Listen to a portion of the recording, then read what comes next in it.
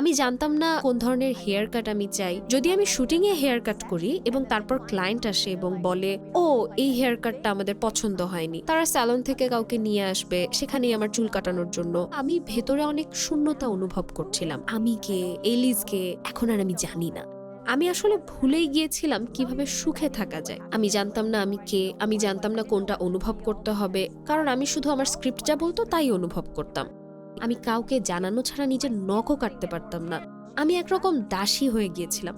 আমি অনুভব করছিলাম আমার ভেতরে এই অন্ধকারটা বাড়ছিল, আর আমি ভাবছিলাম এখন আমার আধ্যাত্মিকতার প্রয়োজন। যখন আমার জীবনে ইসলাম এলো, অবশ্যই প্রথমে আমি নিজের নীতিবোধের সাথে সাদৃশ্য পেয়েছিলাম। এরপর আমি বাহ্যিকভাবেও সাদৃশ্য পেতে শুরু করলাম এবং আমি বুঝতে পারলাম হিজাব পরার পরে আমি কি বলতে চাইছি মানুষ তা শুনছে।